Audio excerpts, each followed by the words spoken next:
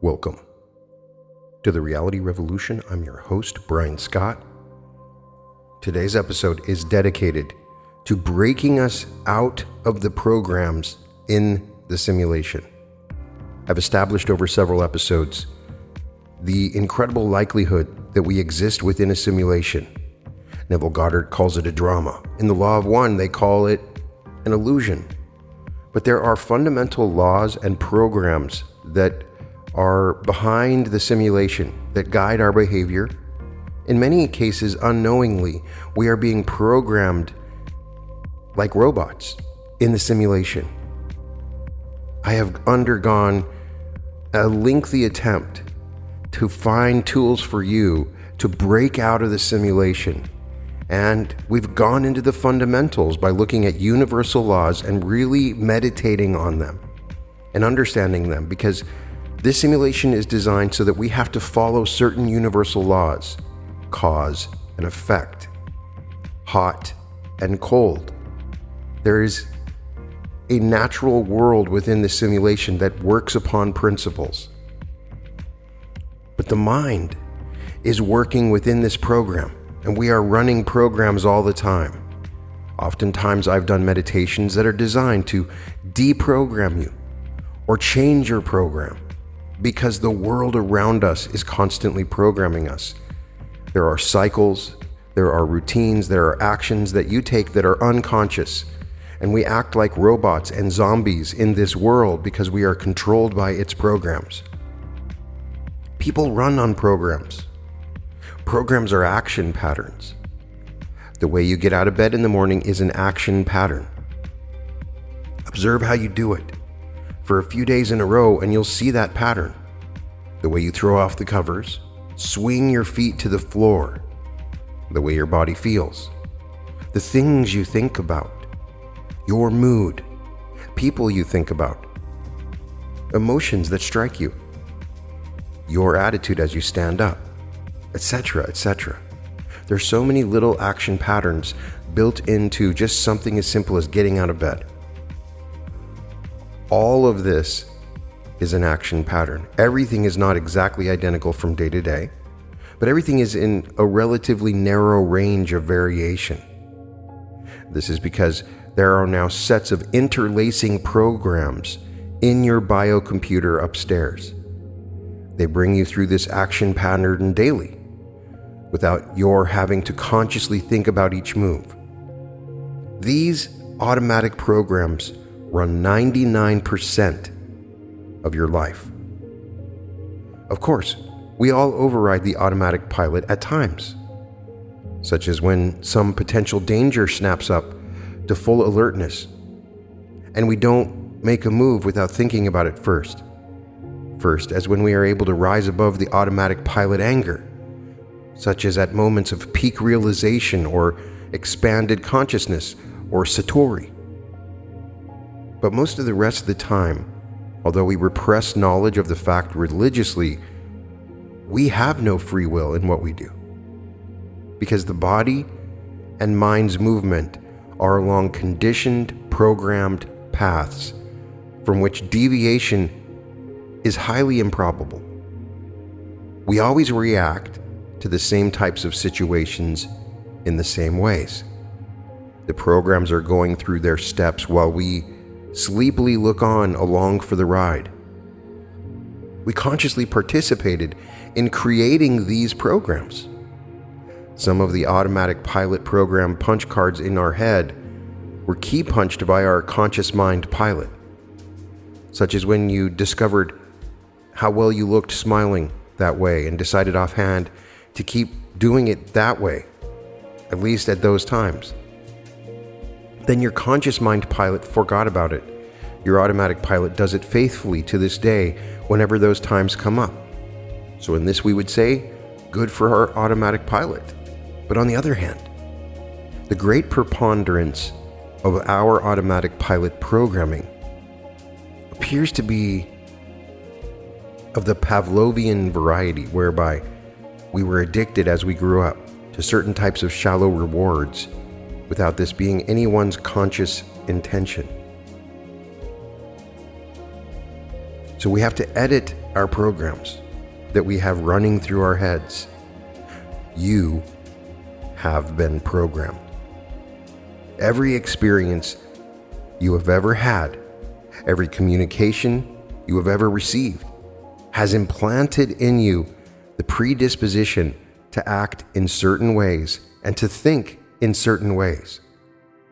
There are currently large numbers of programs operating in your head, most of which you are no longer aware of or were never aware of. These programs interact to determine precisely how you will behave in a specific set of circumstances.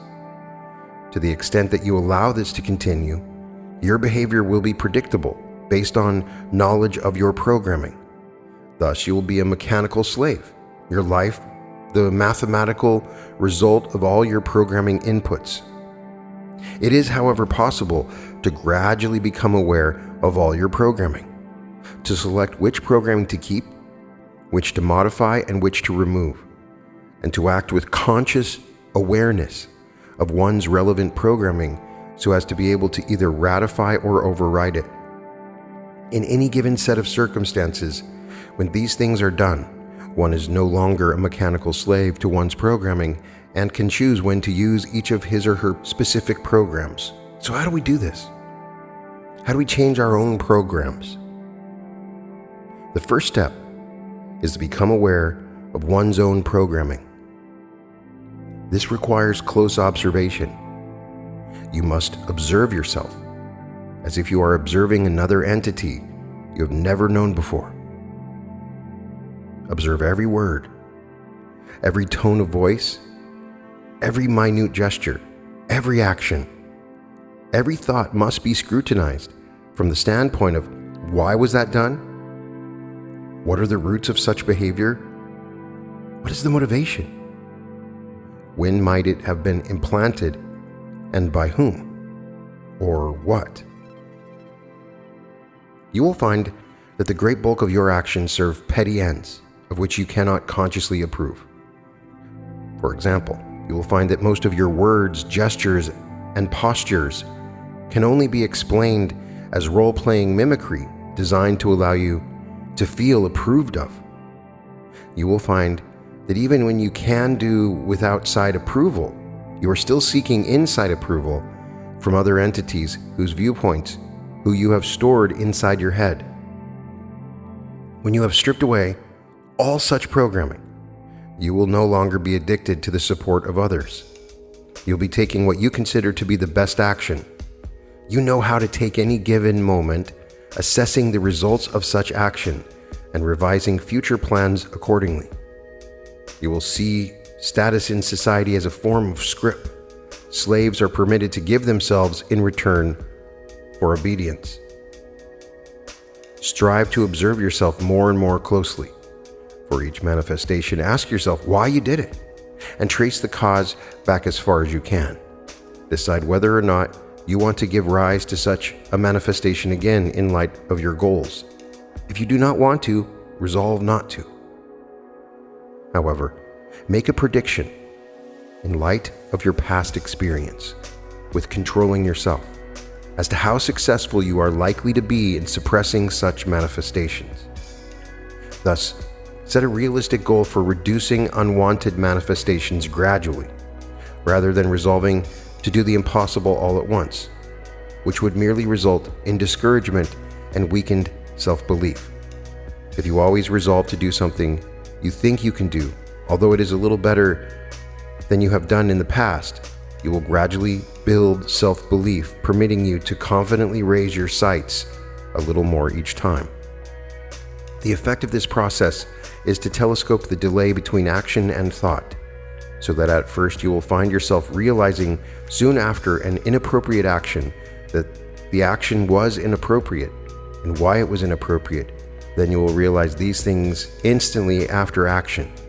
Then you will catch yourself in mid-action, and then you will catch yourself before action. Actually, these 4 types of experiences will always continue to occur, but the latter types will become more frequent, and the former types will become less frequent. Some of the programs you will decide to remove are programs which you once consciously established and which were useful to you at that time, but which have long since become counterproductive based on changing circumstances and your own increased capabilities. It is inherent characteristic of any developing system that heroes emerge, and are heroes only in the context which stimulated their creation. As these heroes overcome and change such contexts, the heroes themselves become context to be changed. Thus, both coping systems and governments begin as useful and gradually become counterproductive. This is the nature of the evolutionary process itself. However, any system tends to be self-perpetuating. Programs may be visualized as power centers in your head, trying to survive despite their vestigiality. Thus, they will get some senators to speak in their favor, and in honoring them for their past service, you will hesitate to remove them. When I say senators, that's sort of like a mini personality that has been implanted in you by the internalized influence of others. To compensate for these tendencies, constantly review your own favorite programs for possible, the word is vestigiality, meaning that it's inherent. But in light of their past service, do not blame any program for being counterproductive as you remove it. House cleaning should be guiltless. You will remove a program as it no longer fits your developing gestalt. Up until that point, the program fit, and you and the program were not to be blamed for your union. Avoid the temptation to be harsh with the programs you remove. Look upon them not as enemies, but as mischief programs. They were necessary stepping stones to get to where you are now. Love them for this, while diffusing their power over you for upcoming phases. As you remove your extraneous programming, you'll be simplifying the number of variables impinging upon any set of circumstances. Thus, you will solve the circumstances for best action more quickly and accurately. In attempting to identify your own unconscious programming, be prepared for the pervasive to be invisible. That which you do most continuously will be hardest for you to detect and analyze. The consistency program in your head is concerned with maintaining the apparent internal consistency of all of your thoughts and actions. In this endeavor, it will naturally come into conflict with your changing behavior patterns or whatever it is that you're learning. It will seek to keep you making the same mistakes in the same ways so as not to reveal the past mistakes for what they now seem to be. However, your past actions were justified by what you believed at that time. No one ever takes a wrong action on purpose. Your inconsistency over time in no way reduces the net value of the universe. Seek to convince your consistency program of this fact. If you find yourself out on a limb doing something you are no longer fully comfortable with, it may be that this is the result of your consistency program. Stop what you're doing and reconsider all your alternatives. Do not do anything merely for the sake of just being consistent. I find this problem all the time. People have created a certain belief system and actions, and then they vow to be consistent with those actions, and then something comes up, and they're incapable of changing their mind.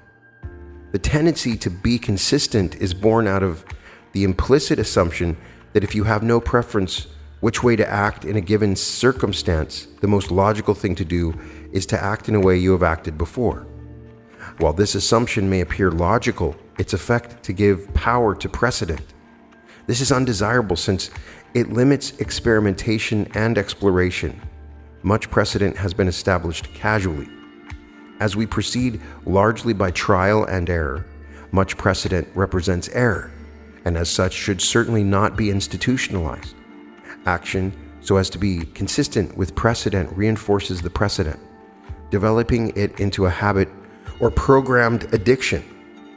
Programmed addiction freezes the entity into a stasis, halting the evolutionary march of becoming who you really are. The entity should ideally retain all power over our current behavior. None should be yielded to the past or to others. Acting consistent with precedent is a form of hasty closure, and as such minimizes fresh thought, reducing the potential for understanding. So therefore, learn to identify which of your thoughts and actions are inspired by your consistency program, and subject these thoughts and actions to objective, critical review, as if the past did not exist, as if you woke up today and this is the first day of your life, and all the past doesn't matter, and therefore there's no precedent. So then you can start your life anew with a clear slate each moment, because the past is the greatest programmer, and you may be inside of a program that literally started today, right now at this moment. Those memories are built into the program to make you think that you've been living all the way up to this point. So spontaneously think and act so as to break established patterns and programs of thought and behavior, unless in a given instance there are valid reasons for not doing so. Be aware of your power to change yourself. It is common for individuals to focus on their past and their past performance as being predictive of how they will act in the future, regardless of their contrary resolutions. This is because there is no feeling of change inside when a resolution is made. Thus, one feels instinctively that the resolution has not changed anything and thus will not change anything. Since one has no confidence in one's resolutions, they then have no effect. Then one says to oneself, "I told you so," and continues to behave as in the past, with less hope than ever of willing and effecting change. Resolutions, therefore, must not be made lightly, for their non-effect will weaken the effectiveness of future resolutions. Only resolve to do that which you are determined to do after considering all aspects of an issue. Then let nothing stop you unless and until your mind is changed by new inputs and resolutions. Be aware that you will not feel anything inside when you make a resolution to change. Therefore, do not expect to feel anything inside, and do not take the absence of such a feeling to be evident that you are not any different. You are different. You have the invisible determination to act differently, and you have total invisible power to carry out this determination. Be aware that the determination and the power may be invisible, but it is real. You can help prove this to yourself by acting immediately on your resolutions, even if the resolution only allows this to be done in small ways. This will prove that you are now different and will make your invisible will visible. Just take a moment and visualize the whole universe as one thing. Every individual of every species, every idea, every event, every moment of time, every precept, every lump of matter and energy, all are parts of one thing. One of the key things that programs the simulation is words. Where do words come from? From the depths of our soul. They were discovered inside of us, not invented. The evidence of similar root noises for similar concepts across separated peoples attest to this. We all discovered something like the noise mama for mother. Even apes apparently make similar sounds for the concepts as we. It's as if we are all discovering the same master language, distorted into various directions by the effects of different conditions. Words are not arbitrary sounds you can choose to ignore. They are tailored by physical, pre-human interference and nature to fit our sensory cognitive biochemistry. Like a key in a lock, words were discovered from inside of us. They're a part of the program. They can be used to internally reprogram the simulation that we're in already. Understanding the power of words and their structure will help you to understand this. Language is programming you. Check out my episode on the power of language. When using words, avoid describing yourself in unqualified terms. Telling yourself or someone else that you are a particular way tends to make you more that way, thus limiting your freedom to create who you are at any given moment. If you believe that you are a certain way as a result of your past experiences, you are giving your past experiences power to dictate who you are. If you see how you have been influenced in the past by your experiences, this recognition in itself is sufficient to free you of the effects of experience. So start anew each moment.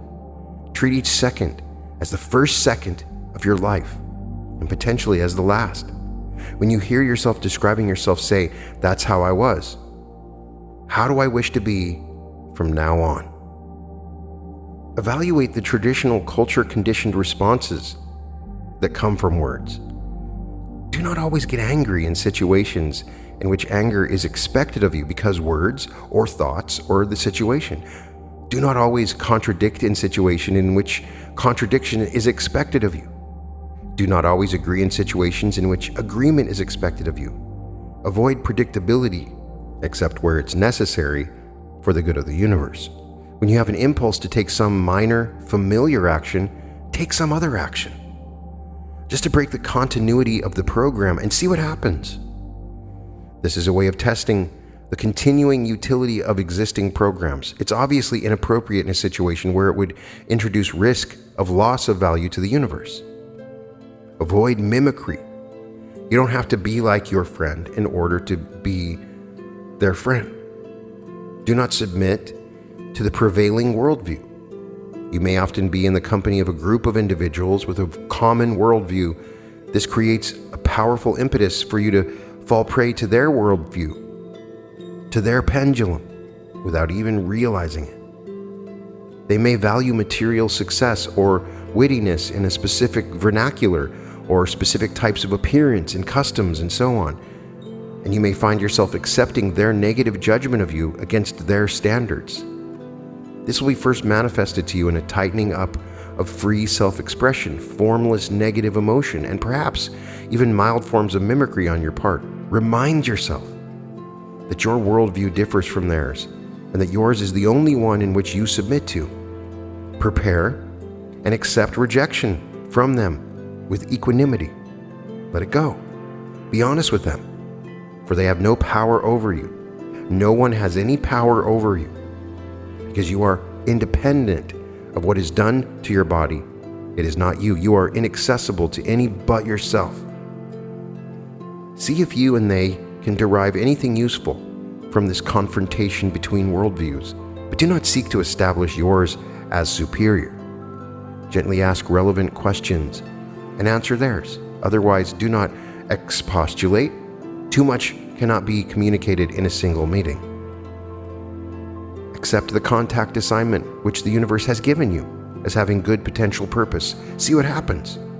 Do not internalize their statements.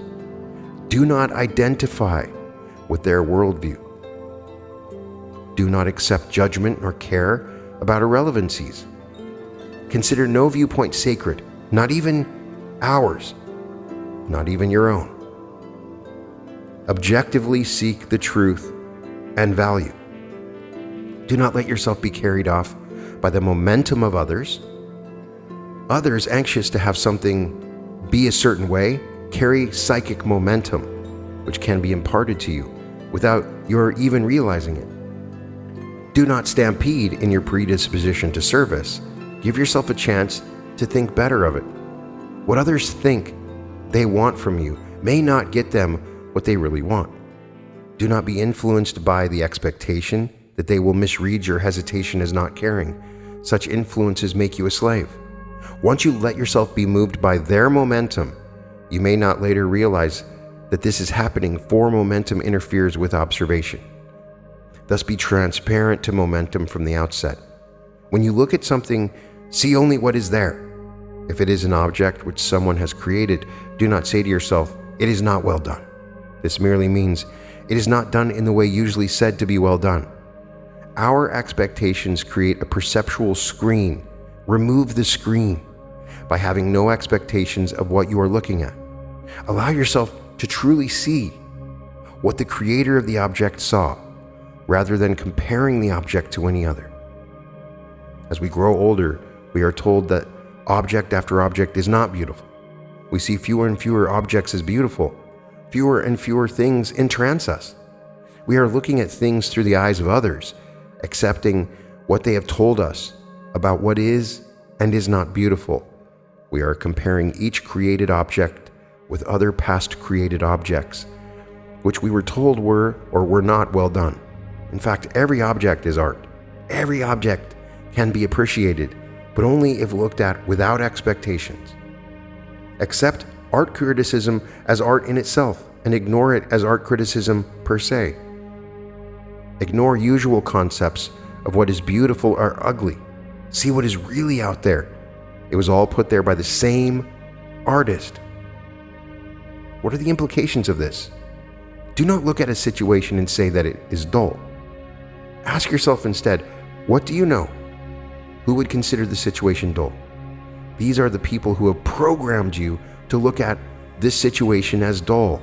Then ask yourself, what is to be learned from this situation? When you find the answer, dullness will turn to luster. Do not look away from an object, saying that you have seen such things before.